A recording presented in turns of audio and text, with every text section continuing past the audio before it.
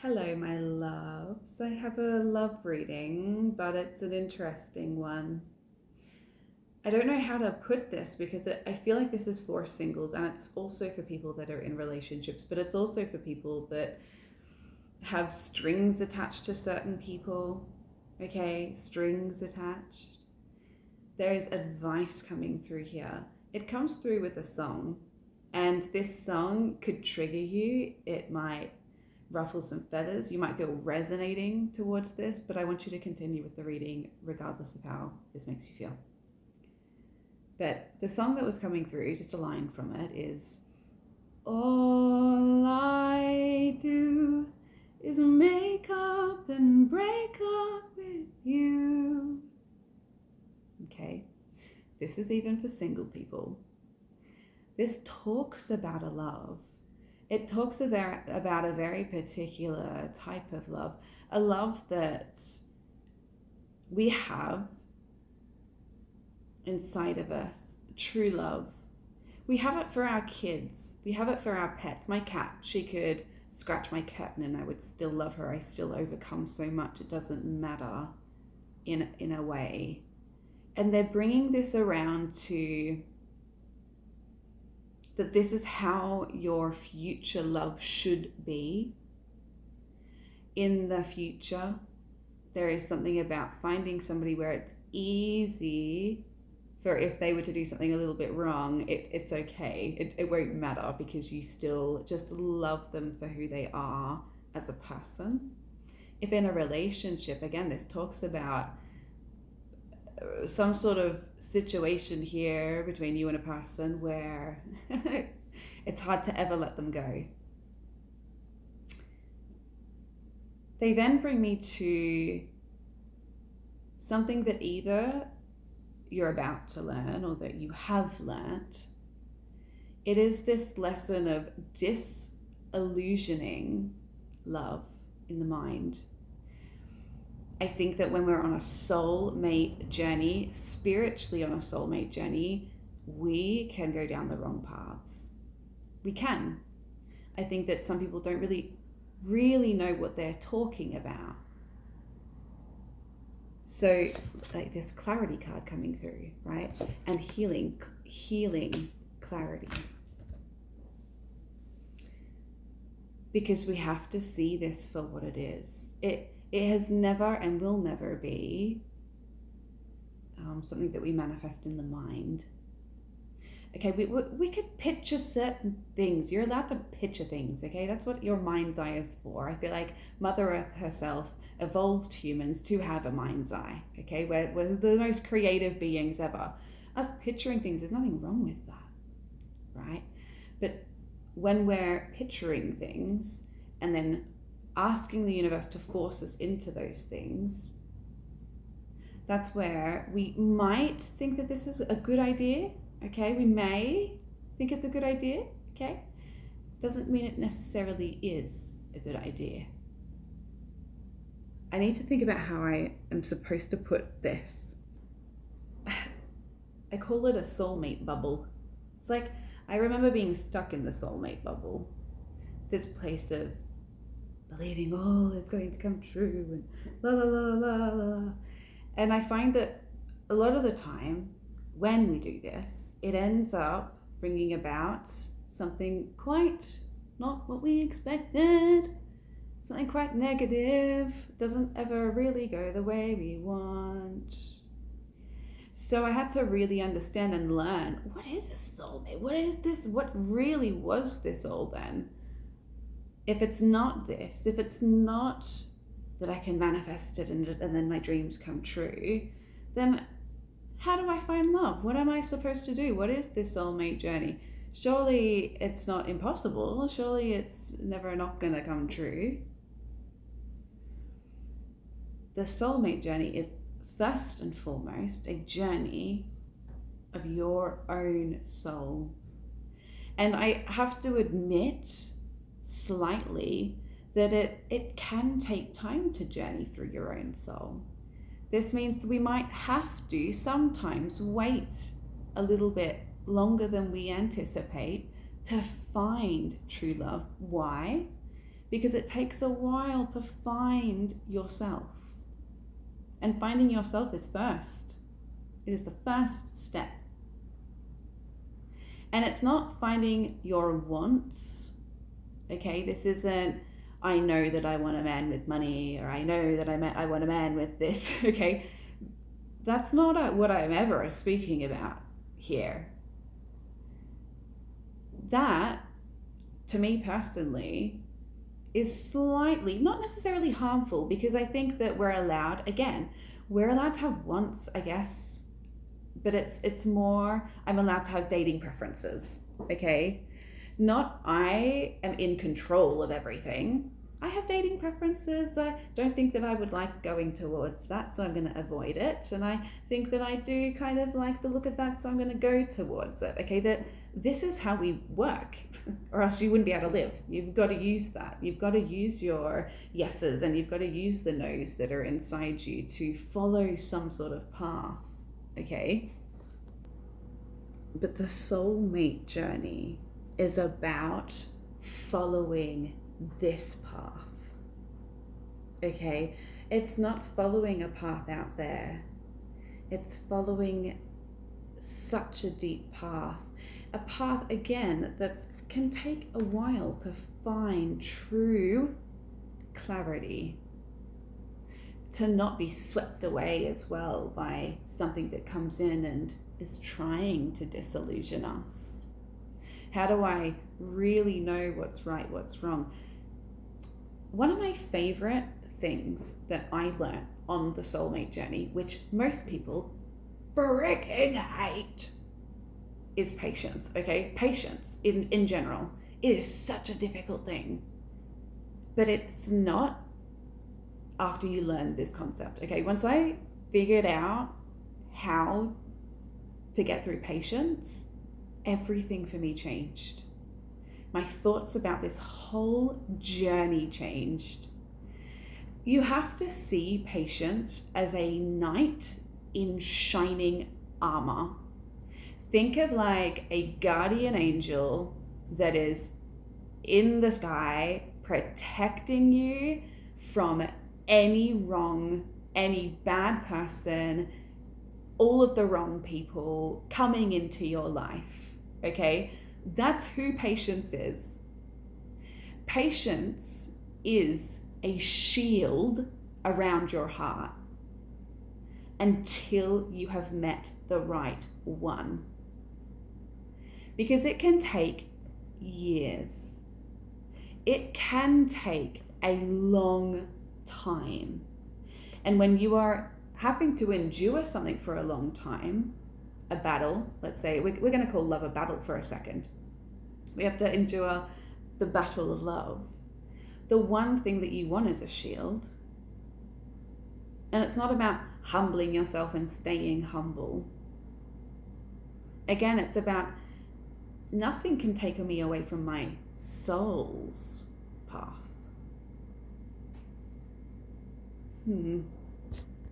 So, how did I find the path? How did I find the true path of true love? Why do I, even though I'm single, know that I'm on this path as well? It's because you have to relearn what love is. Love is so innocent. It is so innocent. We have a love as kids. Like, it is one of the first things that we experience as a human with our emotions. It is so ridiculously pure. Love is beautiful and it's true, and we have to love ourselves first. Why? Because then we understand when someone isn't loving us. Okay, we know what not love is. What isn't love. So I had to reignite this understanding of what, or feeling that love is. Love isn't a destination. It's not a place that I go. It's not something that occurs once I have certain things put in place. Oh, now I've got the money, now I've got the security, now I've got the man, now I've got the house, now I'm going to have love. It's not meeting somebody that then might have that potential. That's not love either. If I meet somebody, they have got the potential for me to love them. That doesn't mean that I should now marry them. Doesn't mean, okay. This might be really confusing for people that are still in this very bubbled state of mind where they picture the journey of love here, and they're manifesting it with their mind's eye, with their daydreaming, because it's hard to get out of that place and to go back into like full reality, this childhood reality. I want you to remember what it was like as a kid, meeting somebody and then having them as a friend, and then growing that friendship with them, and then continuing to grow old with them, going through your teen years, watching them be silly, watching them maybe do some dumb things, but still loving them anyway, and continuing out the other side of that, and what the love that you have for that person would feel like today, right now. That right there, that's true love. Would it be possible to have that with somebody after maybe a year of meeting them? Ooh, maybe. You're stretching it. I mean, you're not even stretching it. You've got to stretch it, okay? We need more time here to create a deep friendship, a deep bond, a very deep bond. And right now, I'm still kind of finding myself. I'm like, what am I doing with my life? Do I like going for runs? I don't know.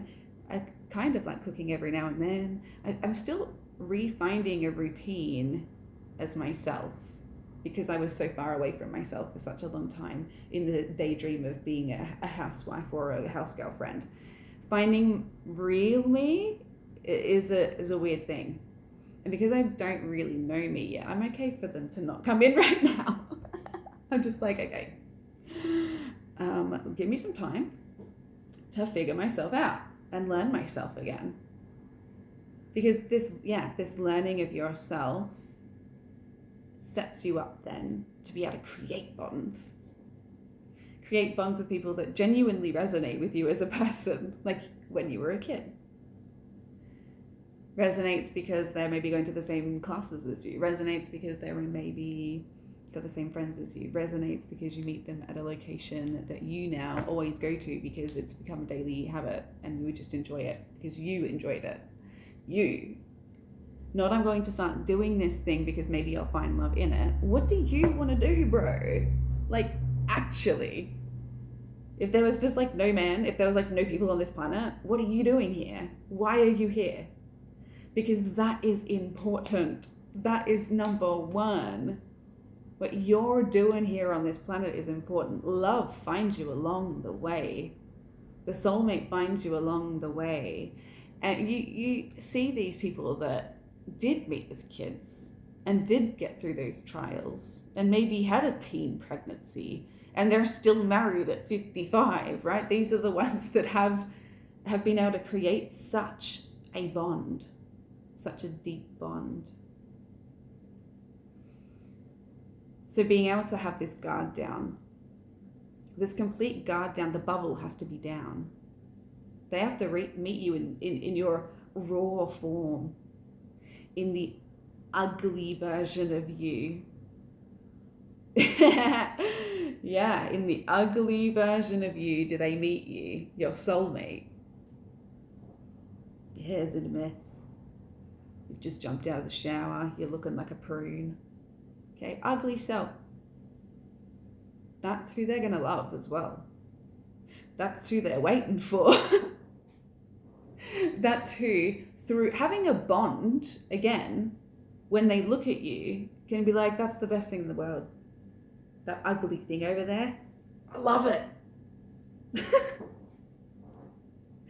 And this is what we're supposed to be striving for on the soulmate journey. So I keep working on myself. I keep finding my own life. Because along my life, I know that there is love. There's people There's experiences. And there's bonds, friendship bonds to be formed.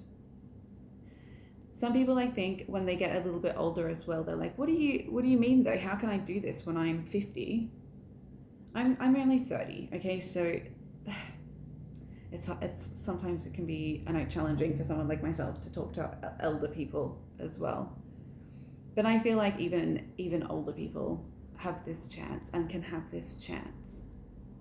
You see the elder couples that they meet in the nursing home and they end up marrying, like in the nursing home. So cute. Right? It can happen. It can happen when you're following yourself, when you're still experiencing and allowing yourself to experience life, have fun with this world, flirt with this world, make love to this world, and it will make love to you. Okay, do we have any cards?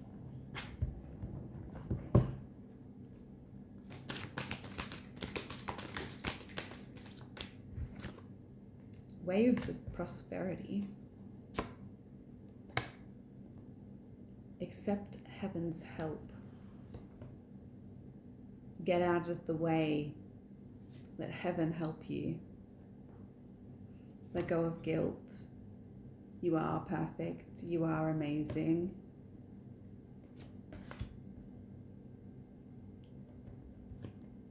Expect expect miracles to occur. Because you are being helped. I see pain, physical pain ending. I see physical pain ending.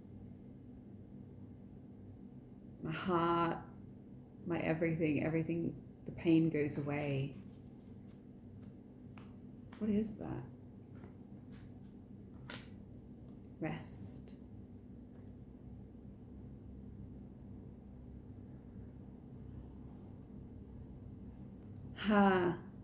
This is how you know.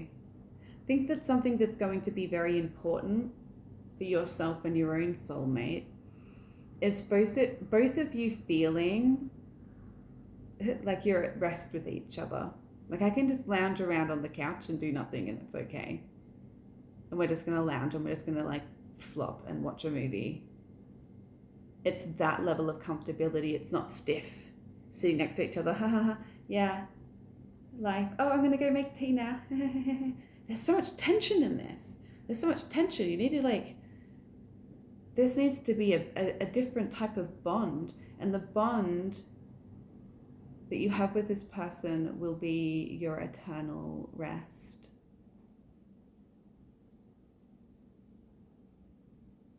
Oh, I feel like I can breathe. Like you'll both be able to breathe. Make a wish. This is a magical moment.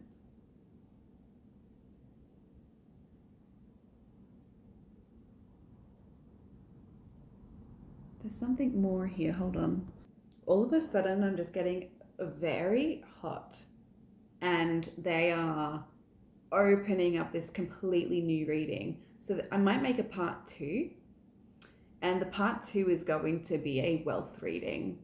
So somehow this is affecting you might be affecting your wealth, or there's something here more to tell you, and it's all about your career journey. So part 2.